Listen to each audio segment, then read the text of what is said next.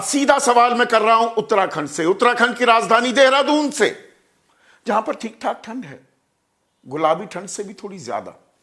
लेकिन बात करने वाला हूं देश की राजधानी दिल्ली की, जहां पर सियासी पारे में जबरदस्त उबाल आ गया है। उबाल भी ऐसा आप सन रह जाएंगे सुनकर। जो आरोप लग रहे हैं साजिश के, षड्यंत्र के। और किस बात की साजिश? देश के प्रधानमंत्री नरेंद्र मोदी की हत्या की साजिश। उनकी जान पर खतरा है। और यह महज राजनीतिक आरोप नहीं है कि भाई बीजेपी ने लगा दिए। इस बात को सार्वजनिक किसने किया, जगजाहिर किसने किया? लोकसभा सदन का निचला सदन, संसद का निचला सदन, उसके स्पीकर ओम बिरला, वो कह रहे हैं कि कल प्रधानमंत्री 5 बजे बोलने वाले थे लोकसभा में कि मैंने आग्रह किया प्रधानमंत्री मोदी से कि आप ना बोले लोकसभा में, कुछ अप्रत्याशित हो सकता है। अप्रत्याशित कि घेर रहे थे विपक्ष के नेता, कांग्रेस की महिला सांसद घेरने वाली थी, उनके बाकायदा नाम दिए गए हैं। अब यह बेहद गंभीर आरोप है, क्योंकि हमने, इस देश ने, भारत ने 2 प्रधानमंत्रियों को आतंकी वारदातों के चलते शहादत देते देखा है। इंदिरा गांधी और राजीव गांधी। और संसद में लोकतंत्र के सबसे बड़े मंदिर, देश की सबसे बड़ी पंचायत में अगर इस तरह का षड्यंत्र रचा जा रहा है, यह नाकाबिले बर्दाश्त होना चाहिए। तो इसकी एफआईआर कर दी है क्या? करवा दी ओम बिरला ने? या केंद्रीय मंत्री गिरिराज सिंह भी कह रहे हैं वो तो जान से मारने वाले थे। अप्रत्याशित की बात की ओम बिरला ने, गिरिराज सिंह कह रहे हैं जान से मारने की कोशिश थी। उधर कांग्रेस पलटवार कर रही है कि बोलना ही नहीं चाहते। प्रधानमंत्री मोदी लोकसभा में सरेंडर कर दिया है, स्पीकर की कुर्सी के पीछे जाकर छिप गए हैं। और ये सब किस लिए? पिछले 4 दिनों से हंगामा, सिर्फ हंगामा कट रहा है। राज्यसभा में हो रहा है काम और लोकसभा में मचा हुआ है कोहराम। सिलसिला कहां से शुरू हुआ था? एक किताब से लेकर, जनरल एमएम नरवणे की किताब कि चीनी टैंक आए, हम जवाबी कार्रवाई के बारे में बात कर रहे थे, बस वहीं से बवाल शुरू हो गया, आगे बोलने नहीं दिया गया। अरे किताब तो छपी ही नहीं, यह किसी मैगजीन का अंश क्यों दिखाया जा रहा है? और वहां से चीन, और चीन के बाद अमेरिका के साथ डील, और डील के बाद गद्दारी की बात रवनीत सिंह बिट्टू के साथ, यार गद्दार।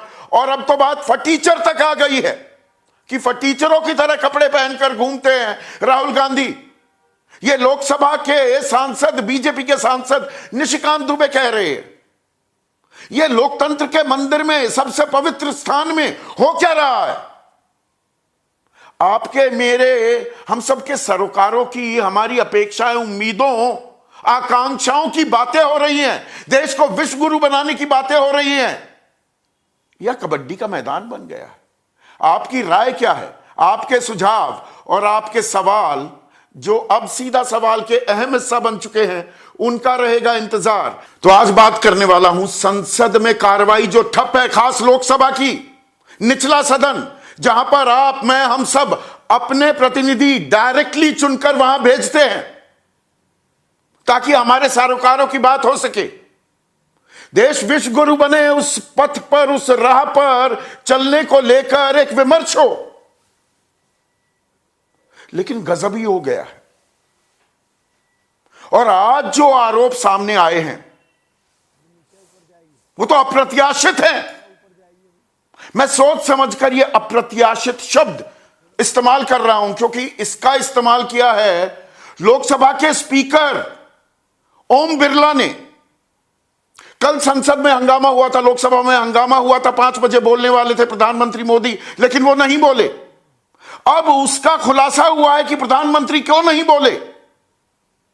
ओम बिरला कह रहे हैं कि मैंने आग्रह किया प्रधानमंत्री मोदी से कि वो सदन में ना आए।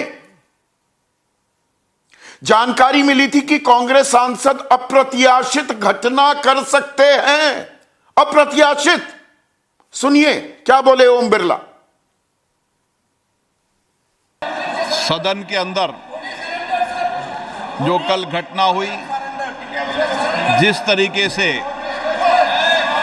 प्रतिपक्ष के माननीय सदस्य सदन में सत्ता पक्ष की बेल तक पहुंचे, ये सदन की मर्यादा के अनुकूल नहीं है। तो कल की घटना लोकतंत्र पर काले धब्बे की तरह है, ये लोकसभा के स्पीकर कह रहे हैं। और अब जानकारी ये बताई जा रही है या ये साझा की जा रही है मीडिया से कि जो महिला सांसद वेल में उतरी थी कल विपक्षी खेमे से और प्रधानमंत्री की कुर्सी की तरफ बढ़ी थी, उनमें ज्योतिमणि, वर्षा गायकवाड़, प्रतिभा धारुनकर, सुब्बा ताई, जेनीबेन ठाकुर और संजना जाटव हैं।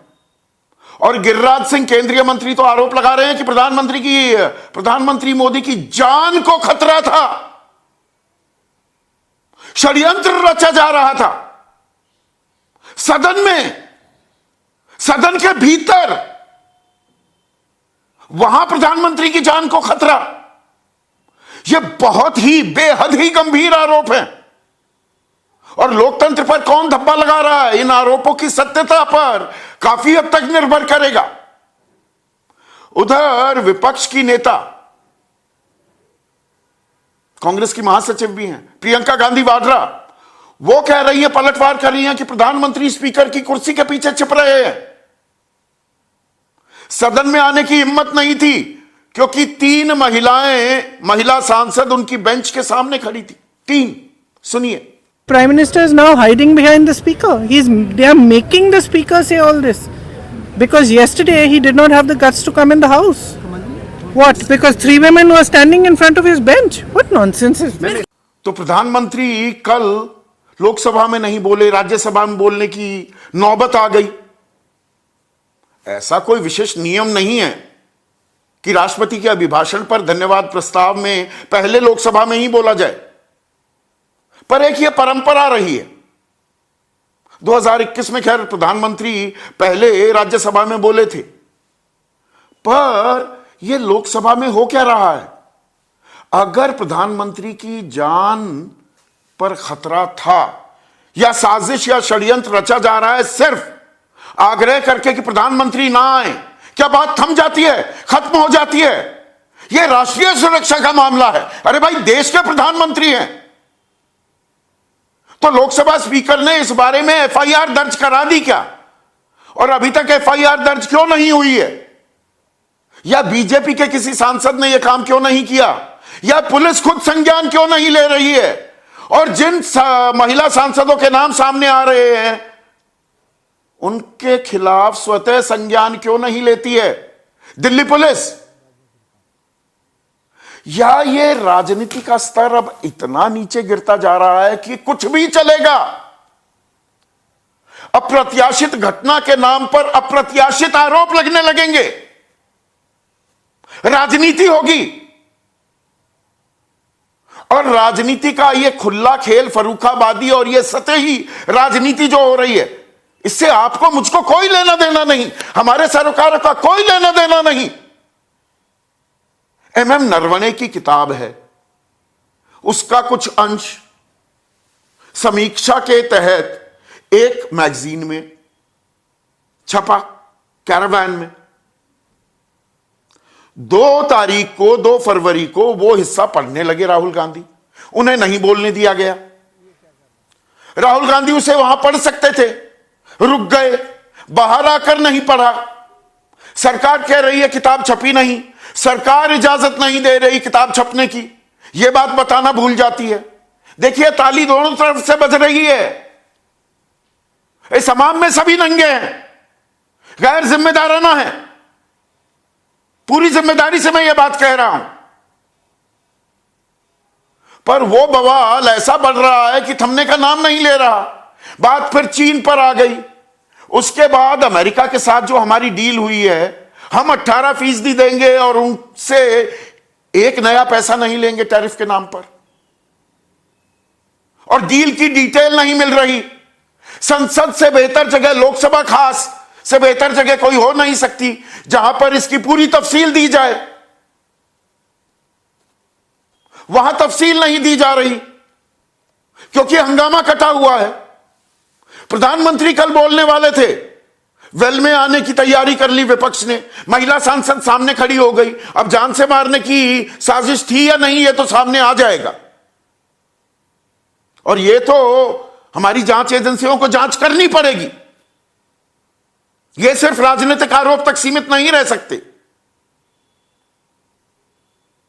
पर ये डील की डिटेल कब सामने आएंगी?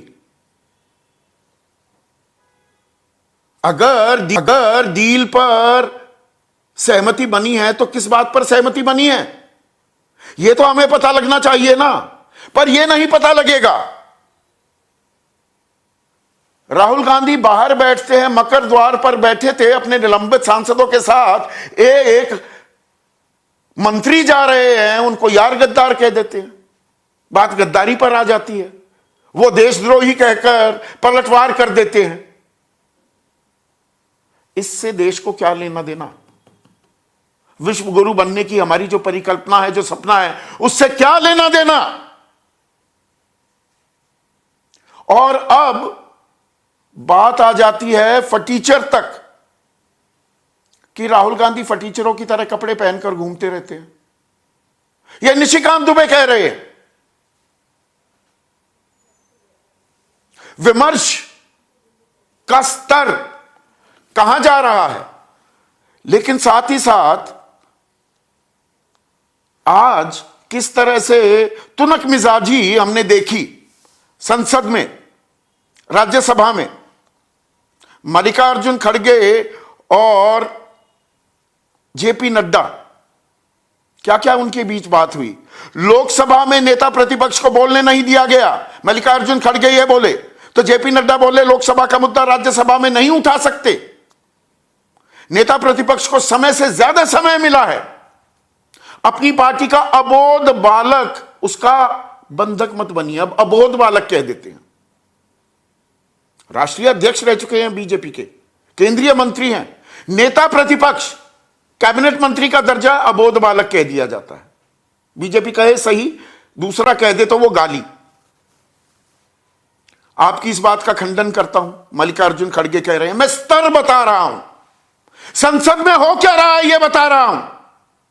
हर घंटे 1.5 करोड़ रुपए खर्च होते हैं, आपके और मेरे, हम टैक्स भरते हैं।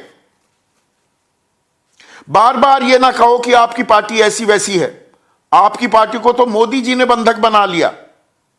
उधर बैठे लोग लिंचिंग का सपोर्ट करते हैं। निर्मला सीतारमण कूद पड़ी। ऐसे शब्दों का इस्तेमाल मत करो, यह तो कांग्रेस राज में होता था। सुधांशु त्रिवेदी कहते हैं अबोध कोई अपमानजनक शब्द नहीं है।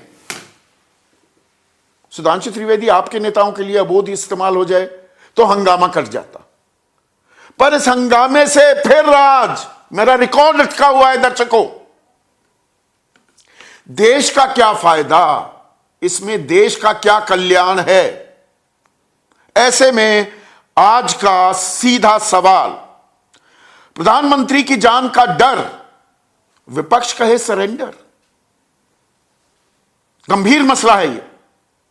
और किताब चीन, डील गद्दार, संसद में आर पार, और इन्हीं बातों पर आर पार होगी। यही देश की नैया पार लगाएंगे।